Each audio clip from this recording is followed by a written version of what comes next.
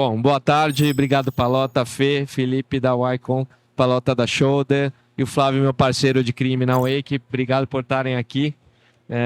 Vamos falar de um tema mais do que importante, que é omnicanalidade, mais do que omnicanalidade, né? A gente tem um buzzword chamado Unified Commerce, né? Eu acho que mais do que integrar estoques, é pensar na jornada mais integrada, né? Então, acho que para a gente aqui, para a Wake, acho que para vocês também, quanto mais integrado, mais fluido, mais sem fricção, melhor para o consumidor e melhor para vocês. Acho que a rentabilidade é melhor, a experiência é melhor, o consumidor sai mais satisfeito e a gente vai abordar esses temas aqui. Bom, vamos lá. Para a gente começar, eu queria ouvir de vocês. Eu tenho, para mim, omnicanalidade não é uma feature, né? Não é o MS sozinho não funciona, não é uma chavinha que você liga. A omnicanalidade só funciona se a empresa tiver uma cultura de omnicanalidade, né? Então, na visão de vocês, o quanto a cultura é importante e o quanto a cultura rege a estratégia para que se tenha sucesso na omnicanalidade. Pode começar, Paulo. Bom, vamos lá. A omnicanalidade, né? Começando, hoje a gente fala muito de Unified Commerce, né? Mas a omnicanalidade é basicamente integrar os estoques e fazer a entrega através dos estoques, né? Isso, em linhas gerais, muita gente no mercado já faz, cada um faz de uma forma um pouco diferenciada. Mas ela vai muito de uma crença no sentido de que, na medida que eu tenho capacidade de aumentar os meus CDs, que cada loja vira um CD, as minhas vendas, elas acontecem. Se olhar sobre esse prisma, eu estou olhando um prisma muito financeiro. Mas se eu olhar sobre o prisma de a capacidade que eu tenho de atender os clientes com um estoque muito maior, aí eu olho um pouquinho sobre o prisma do cliente. Então tem que ter um envolvimento muito forte, não só financeiro, mas varejo, sabe? Tem que ser uma estratégia top-down, tem que ser alguma coisa que a empresa acredita muito, né? Não, como eu disse, não é um tema novo, acho que algumas empresas estão entrando ainda. A gente começou isso basicamente lá em 2016, mas é uma coisa que a gente percebe muito que algumas empresas patinam justamente nessa questão da cultura, né? Não é mais sistema, como você diz, né? Acho que nunca foi sistema, né? Acho que é uma questão mesmo de você acreditar e fazer acontecer. Boa. Fê? Vou puxar um pouco do tema para o nosso lado aqui, que é a construção da estratégia digital. Acho que vai muito em linha do que o Palota falou, que hoje a maioria dos sistemas já estão prontos, né? E acho que o maior desafio que a gente tem como agência, como consultoria, é transformar essa cultura em quem não acredita, em quem para a ação na ferramenta. Então, quando a gente fala de Unified, a gente tem muita visão do consumidor ter acesso à loja física, à loja online, o app, e o que a gente vê nas organizações é que eu tenho um time do online, um time de loja física e eles não se conversam. Então, essa construção de cultura, ela também tem que partir muito da gente. A gente tem um desafio muito grande de conseguir conscientizar que eu não vou atrapalhar a loja física. Então, eu acho que a tecnologia eu deixo para um segundo momento. Eu acho que a cultura é o mais importante que a gente vem trabalhando hoje. Complementando bem aqui o que o Felipe está falando, tem uma curiosidade que eu sempre enxergo aí quando vou abordar omnicanalidade nas marcas, é que uma das perguntas mais recorrentes é como é que eu vou fazer para recompensar a minha loja física para ela não encarar o digital como um competidor. E aí eu percebo que quando você tem essa pergunta colocada, já mostra a dificuldade da cultura, né? Dessa divisão de canais. Porque se você tiver num ambiente que seja omnicanal de verdade, essa visão da loja física de ter vantagem de ter o canal digital complementando as vendas da empresa, devia ser mais natural. Então, essa questão da cultura, ela é muito importante, porque se você não conseguir colocar todo mundo apontando para a mesma direção, a omnicanalidade não vai ser bem sucedida. Boa.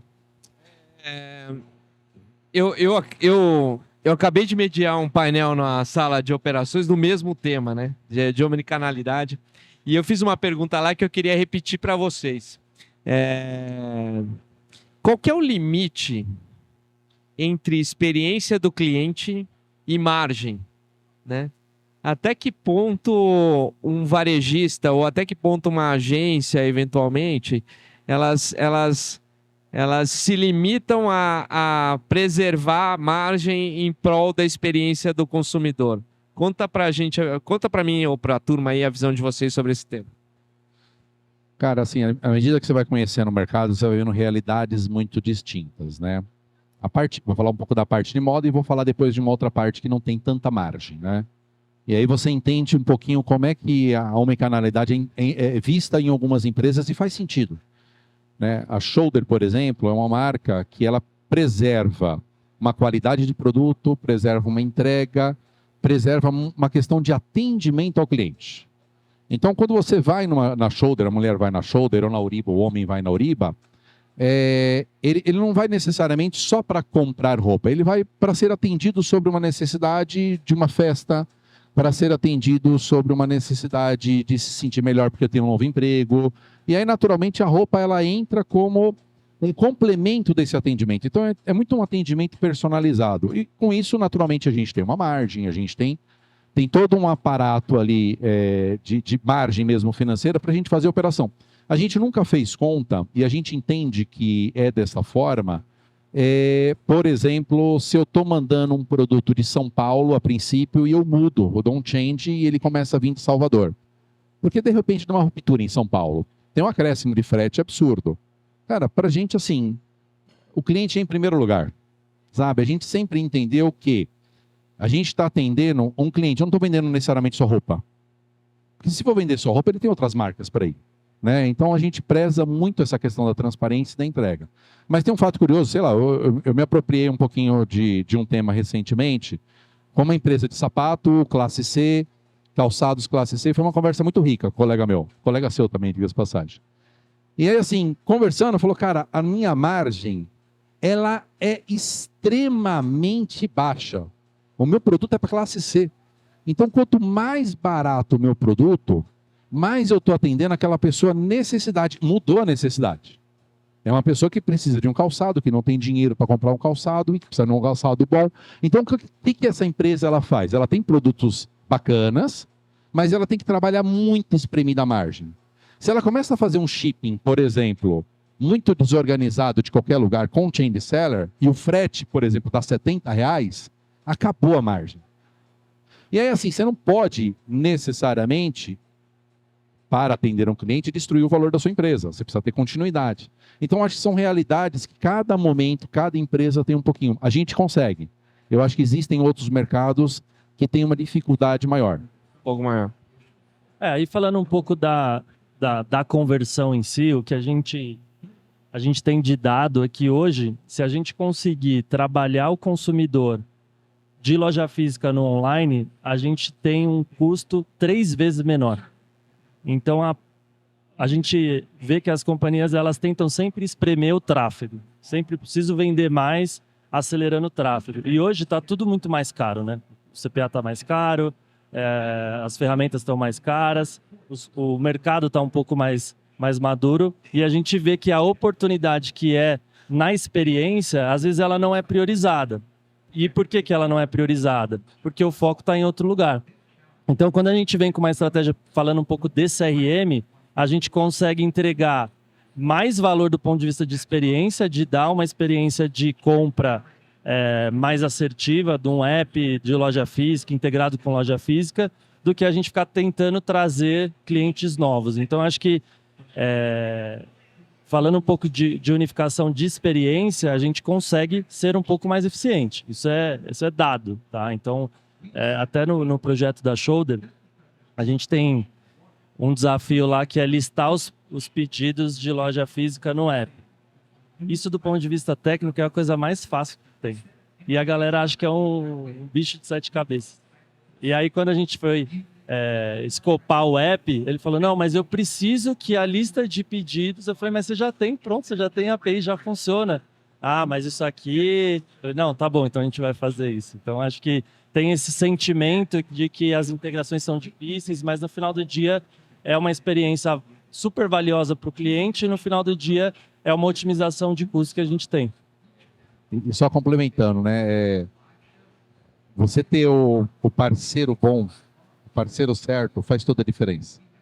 Né? Porque o fácil ou o difícil, hoje em dia, no mundo de áudio, é muito uma questão do seu parceiro. Né? Hoje a gente está com um parceiro que torna as coisas mais fáceis. Muito bom, muito bom.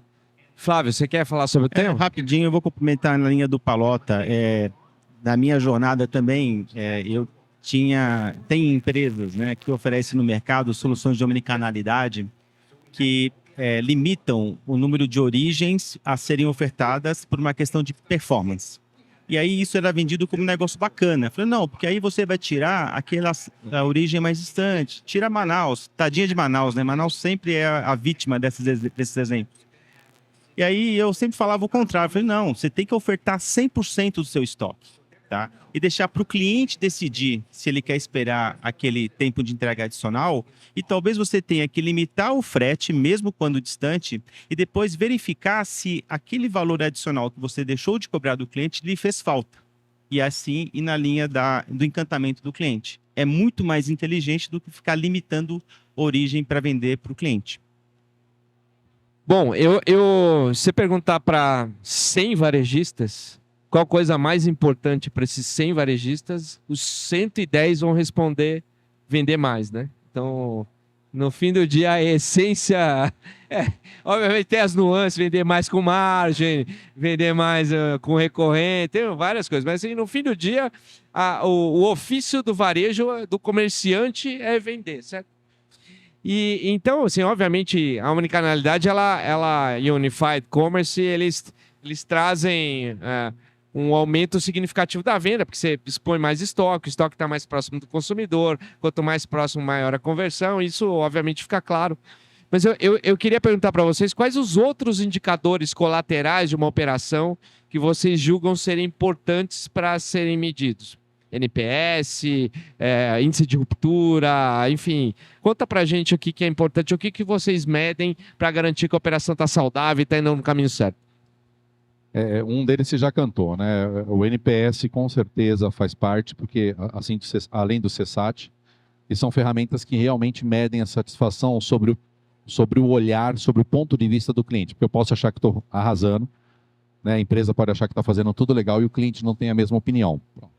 Você quebra, né? Então, isso é importante. Agora, quando você começa a fazer esse processo de atender o cliente de várias origens, né? O tempo médio de atendimento é fundamental. Porque, como o Flávio comentou, existe ou existia, sei lá, cada um tem uma história, um mito no varejo que era assim, cara, a minha loja não está empolgada em fazer, porque ela está fazendo um processo de embalagem, de chipar um produto que ela não vendeu.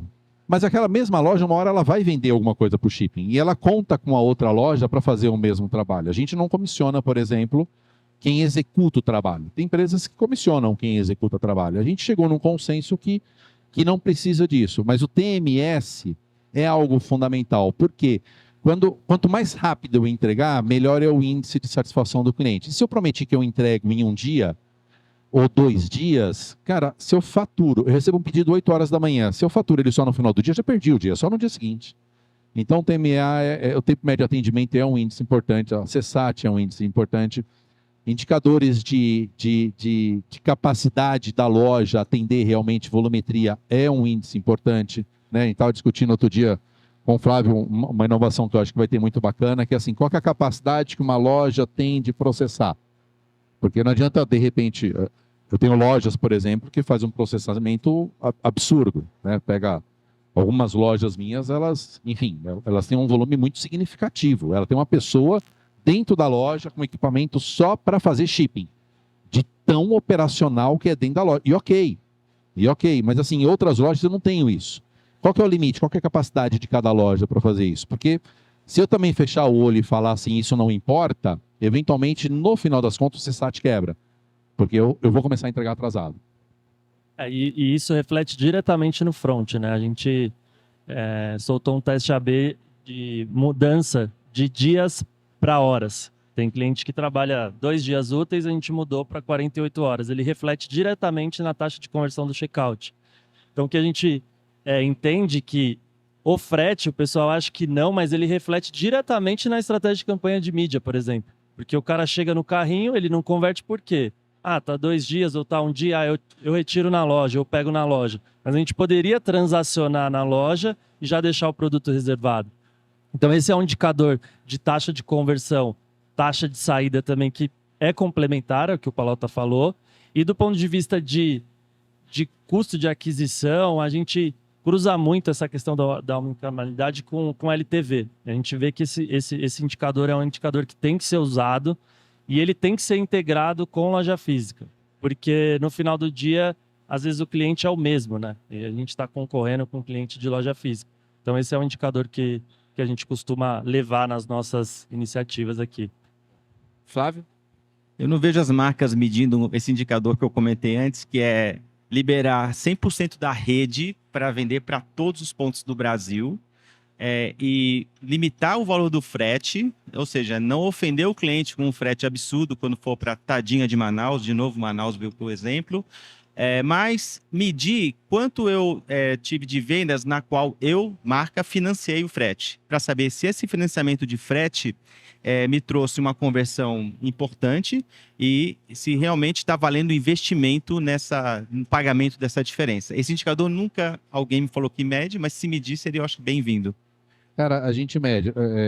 Teve uma história muito legal. A gente fez um lançamento há um tempo atrás de um app e a gente colocou lá os amigos para fazer a primeira compra, né?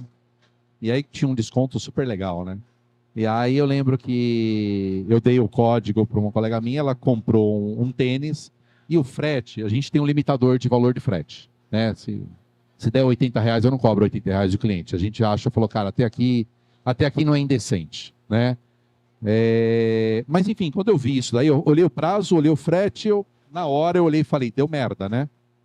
Eu falei, cara, eu tô comprando um tênis comum, não é possível que o frete... Eu lembro que eu liguei para algumas pessoas de minha confiança e falei, cara, dá uma olhada com esse pedido, que deu uma merda aqui, né?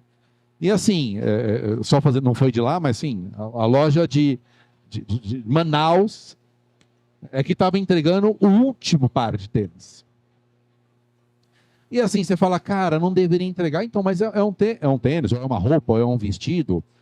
A gente não faz roupa para durar, no sentido de durar com a gente. A gente quer vender, né? A gente não tem guarda-roupa de estimação, né? Mas a ideia é assim, cara, em 20, 60 dias, um produto que a gente fabricou, ele tem que acabar. É fast fashion, porque senão não sobra espaço para eu entrar com um produto novo. Então você também, se preservar muito disso, você tira a oportunidade de uma loja que de repente foi feita uma locação errada, de liberar espaço físico para alguém de São Paulo que quer comprar aquele produto e ela não recebe produto novo porque não tem espaço físico. Porque o espaço físico no shopping é muito caro. Então, se eu não movimento esse estoque, é benéfico para a companhia também. Então, citando um exemplo de novo de Manaus, se eu mandei uma locação errada ou se um produto lá não pegou e São Paulo ou Sul quer vender, maravilhoso, venda. E tira de lá. Sabe por quê? Porque se eu não vender aquilo lá, eu não mando. E segundo, eu vou liquidar. Terceiro, se eu não liquidar, eu vou ter que pagar frete de novo para mandar isso para o meu outlet. Então você só está gerenciando um problema porcamente. Eu acho que a gente tem que assumir algumas coisas como crença, apurar os números que nem você comentou, mas fazer conta séria e falar assim, tá, e qual que é o custo da não oportunidade? Né?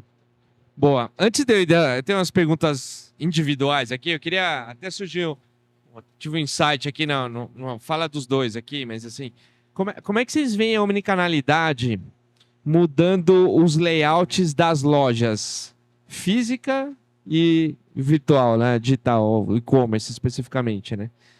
Como a omnicanalidade mudou o layout da loja de vocês? Se elas têm ponto de retirada, ou não só o layout, mas o fluxo da vendedora, do que ela faz, Ou, por exemplo, o Fê falou agora há pouco, né? Ah, a gente mudou o prazo de entrega para 48 horas em vez de 2 dias, mexeu na conversão. Ah, o carrinho aberto, o carrinho fechado, desmembrar itens, unificar itens. Como é que vocês veem essas possíveis mudanças de layout, tanto de loja física, tanto como no e-commerce, alterando a experiência do consumidor via omnicanalidade? O consumidor é o mesmo, né? Hoje, raras exceções, você tem um cliente que é exclusivamente loja física ou exclusivamente site, né? Mas se está na loja, você compra. Se você é um cliente da marca, se está no site, você compra. Então, você ter absolutamente tudo integrado é um grande diferencial. Então, essa é a grande diferença. Quando o cliente vai numa loja física, por exemplo, e pergunta de um pedido que ele fez no e-commerce, eu não posso virar para ele e falar assim, liga no meu saque. Dá a impressão que é uma outra empresa, né? Liga lá, vê com ele. Eu não sei, né? Mas o cliente é o mesmo, o cliente é da marca, o cliente não é do canal, o cliente é da marca. Então existe essa questão sistêmica que a gente costuma trabalhar, né, de deixar as coisas o mais transparente possível para o cliente. Do ponto de vista físico, na loja, a gente já teve, por exemplo, araras de picape. Então, assim, quero fazer um picape. Vai lá, recebe o produto. Ou então, eu quero fazer um ship to store. Você escolheu o produto, mas você, por algum motivo, de repente o marido não quer que o marido saiba o que aconteceu, você quer experimentar, você fala, não, eu quero retirar aqui realmente na loja do Ibirapuera. Né? Eu estou fazendo, por exemplo, prateleira infinita. Você quer entregar na sua casa? Não, entrega na próxima loja. Quando chega na loja, a gente tinha a possibilidade de colocar no cabide, colocar bonitinho, fazer todo um trabalho, né?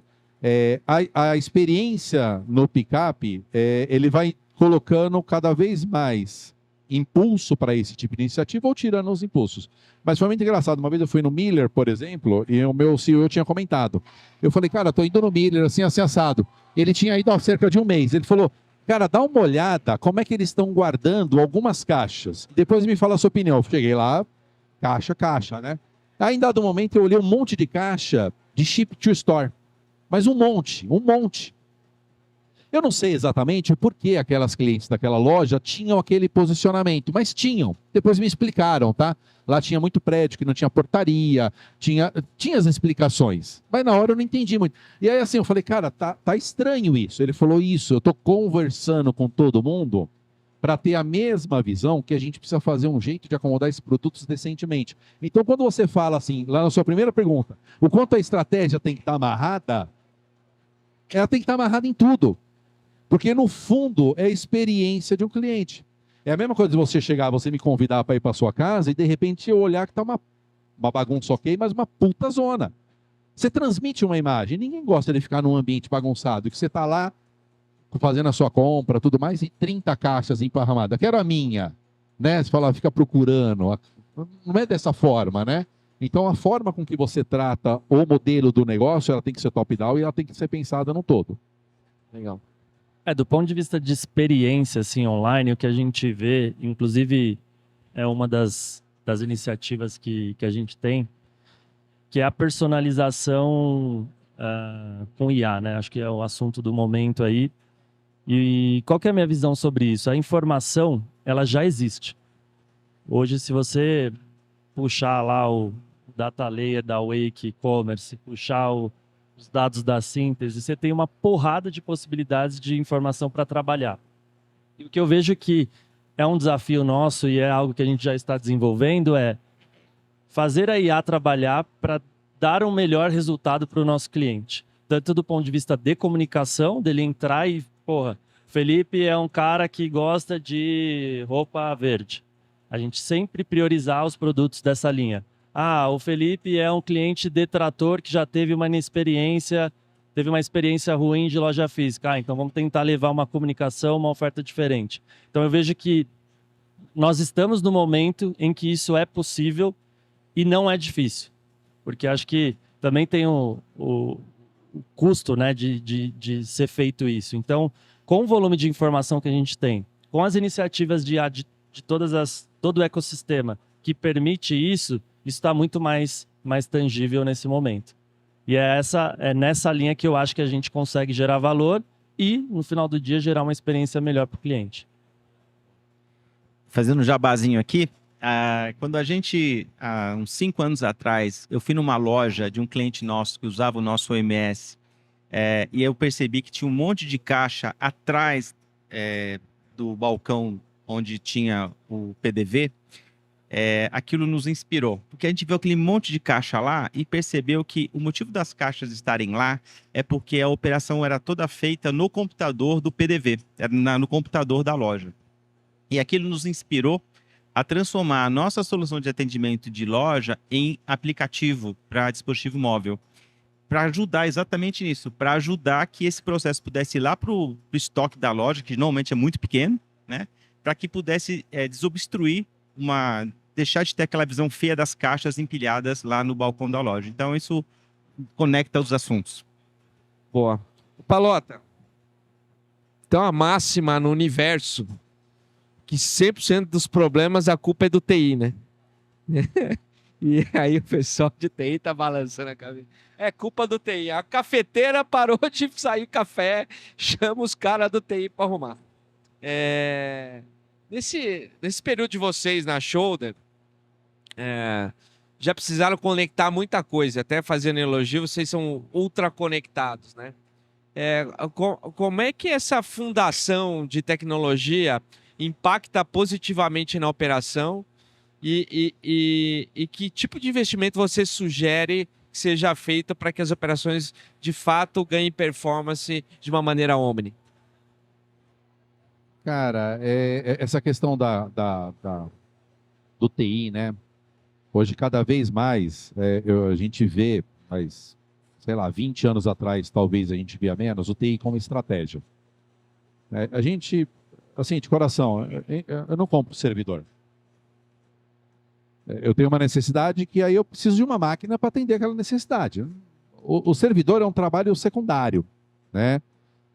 A tecnologia, se a gente parar para pensar, ela tem que apoiar o negócio. Tecnologia por tecnologia é uma distração, né?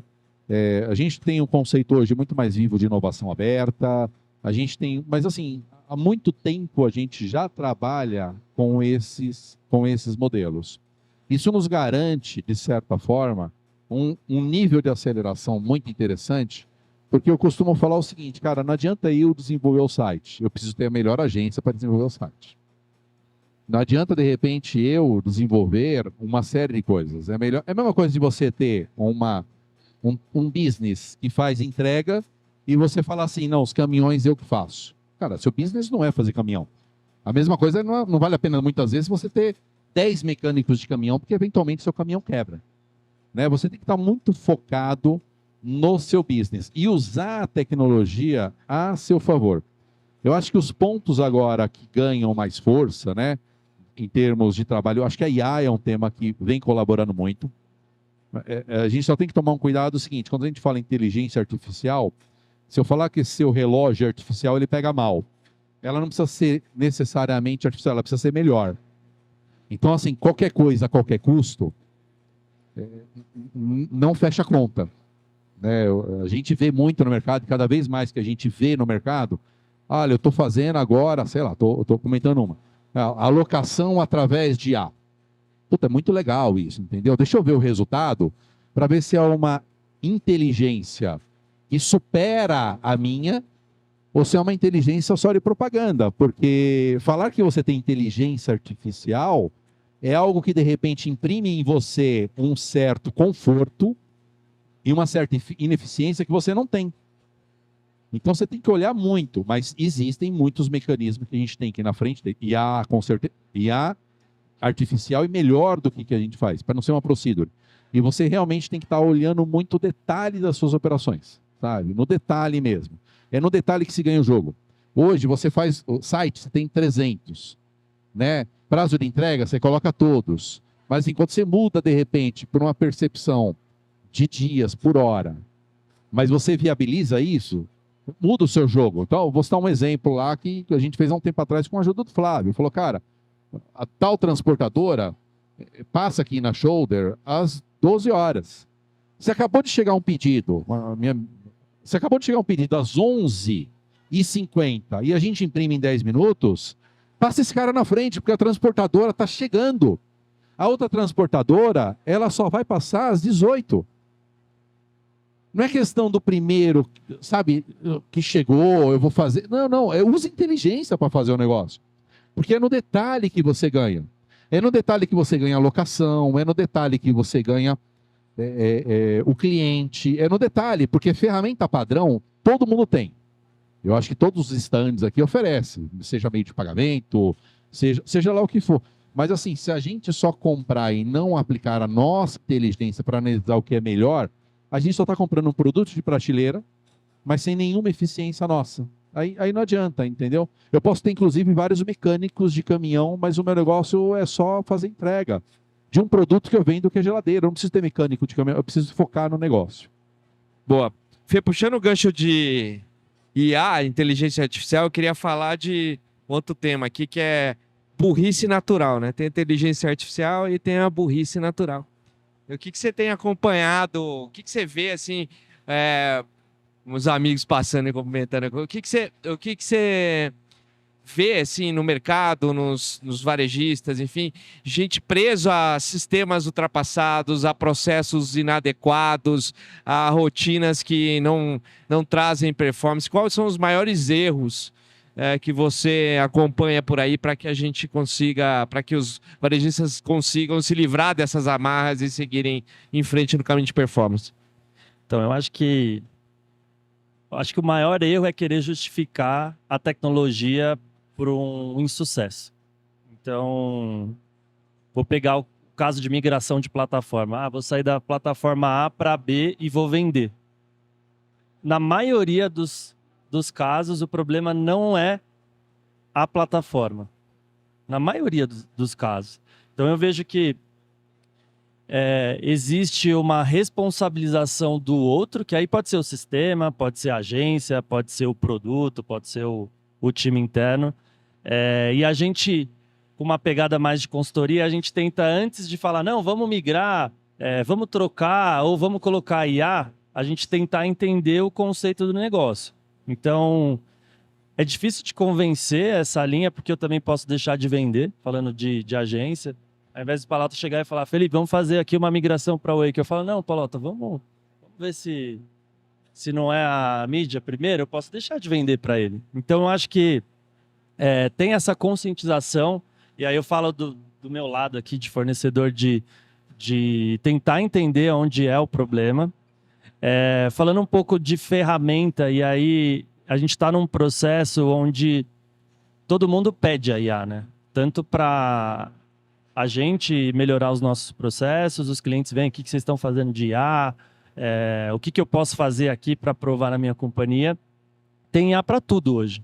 Mas é o que você falou, tem muita IA que às vezes ela gera uma falsa sensação de que está dando resultado e ela está derramando outras coisas que não são bem vistas.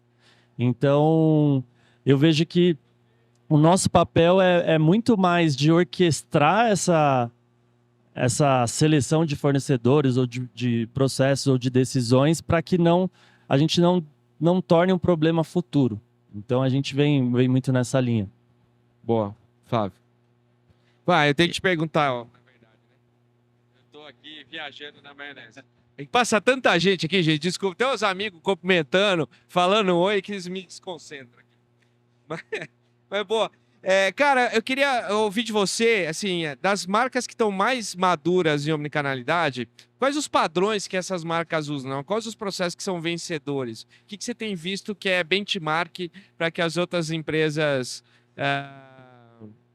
façam? Uma característica que, para mim, ela é base para você amadurecer em Unified Commerce é você conseguir enxergar as barreiras fiscais e financeiras do Brasil com leveza. Porque nós estamos num país que você devolver um produto, trocar um produto numa loja física, se você seguir a lei na vírgula, você deveria ir na loja que você comprou, porque a lei obriga isso. Só que os varejistas se adaptaram e começaram a permitir a troca em qualquer loja. Se você não aplicar esse mesmo conceito em omnicanalidade, você vai ficar embarreirado no assunto e não vai evoluir por uma questão de preciosismo. Então, para mim, uma característica das empresas que são maduras é conseguir enxergar as regras com leveza. E a palavra leveza significa dar seu jeitinho.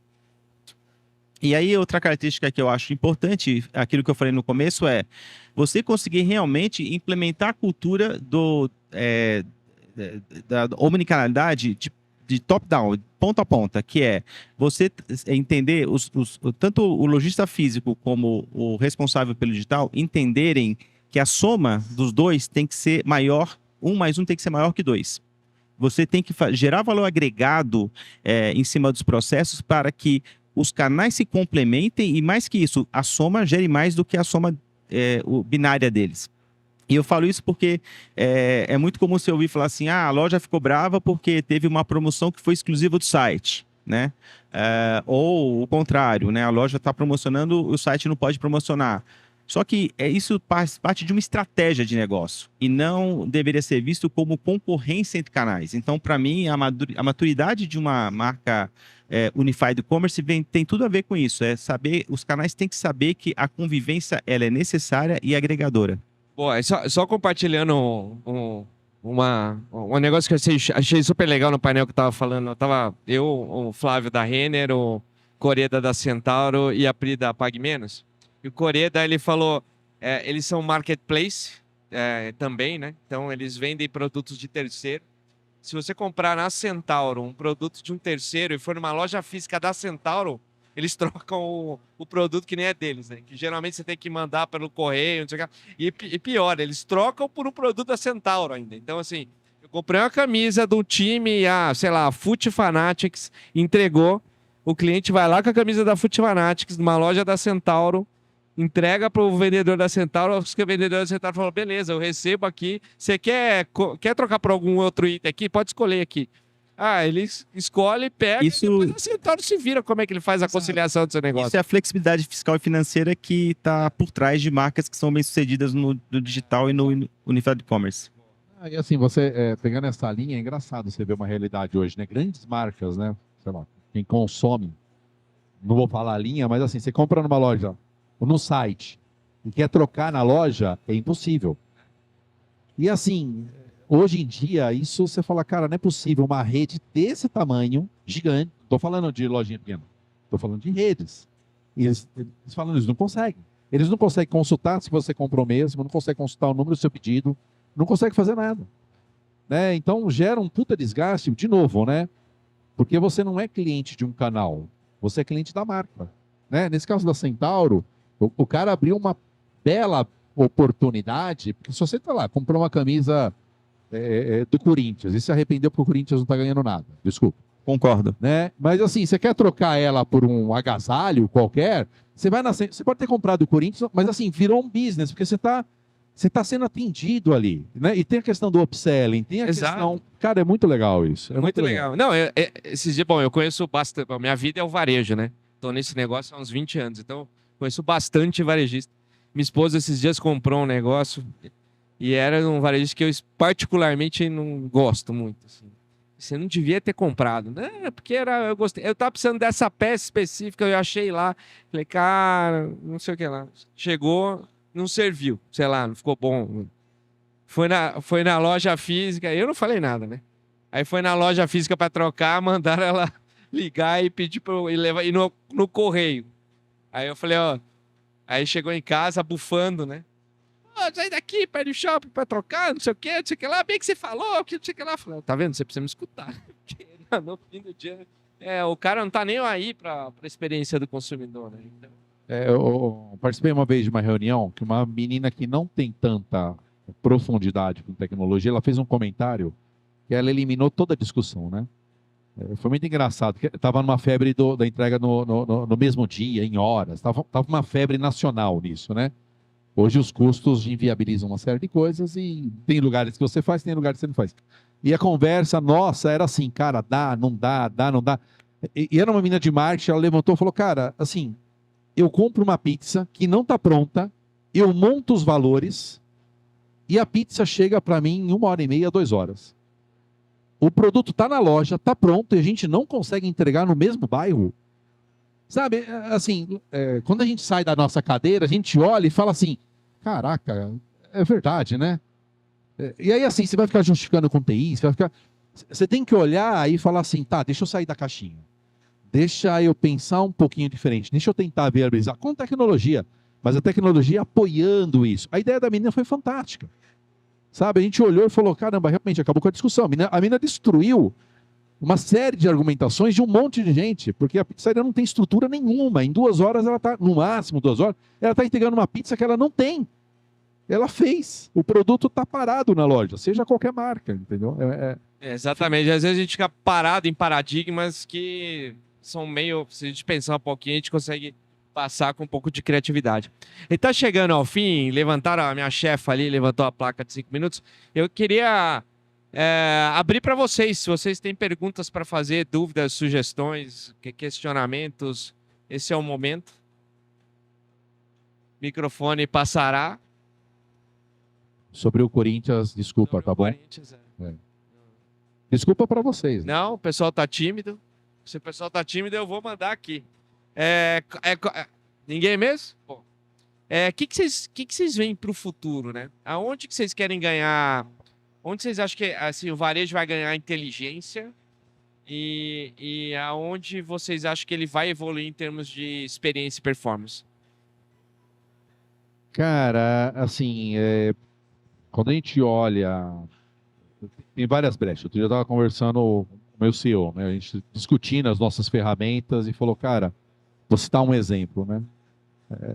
A locação é um problemaço. Né? A gente começou a rabiscar, falou, cara, como é que seria uma locação inteligente? Como é que a gente faria se a gente tivesse todos os sistemas do mundo para fazer para a gente? E, de certa forma, a questão do custo é uma variável, mas a gente tem todos os sistemas do mundo. Né? Então, ganhar nos detalhes, colocar o produto certo, na loja onde eu tenho mais certeza, fazer a locação certa, onde eu tenho mais certeza, dar a trilha do cliente através do CRM de forma mais assertiva.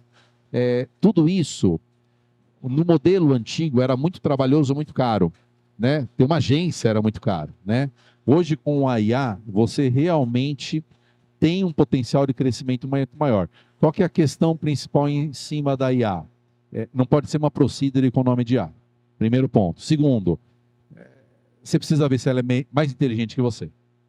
Né? Então, acho que todas as frentes que a gente tende a seguir o mercado de varejo é se apoiar cada vez mais na IA para garantir uma eficiência operacional. Seja em qualquer frente.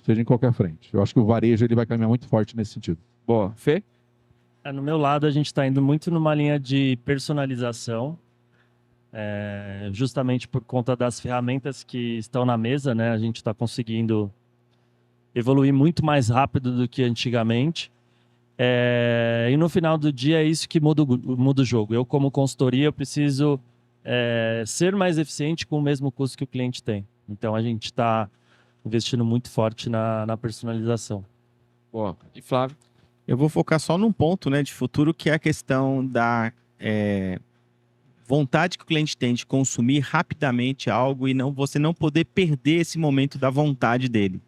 E aí, para mim, cai muito na questão da omnicanalidade, porque se eu tenho uma vontade de comprar algo de uma marca e estou em casa e eu quero ter esse produto rapidamente, eu preciso ter do lado de lá uma resposta rápida, porque senão eu vou acabar desistindo. Né? Então, para mim, vou focar só nessa parte aí da entrega. Eu falo que é o mau costume que o Mercado Livre está trazendo, né, para todas as marcas. Mostra muito isso. Hoje, quando faço uma compra no Mercado Livre, eu sinto como se estivesse na loja do outro lado da rua. Né? No fundo, é essa questão de dar essa mesma percepção para todos os produtos, todas as marcas, que a gente tem que objetivar. Para que, se ele quer comprar um vestido, né, uma moça quer comprar um vestido para uma festa à noite, ela consiga comprar hoje e à noite já está recebendo para ir para a festa. Porque é a sensação de atravessar a rua e comprar o produto rapidamente. Boa, muito bem. No momento que o Pedro, que é a muleira, passou com seu robozinho de estimação aqui pelos corredores, eu Queria agradecer a presença de todo mundo, Pallotta, Felipe, Flávio, vocês todos, obrigado pela presença, espero que aproveitem a feira. Amanhã a gente está aqui de novo, muito obrigado e até a próxima.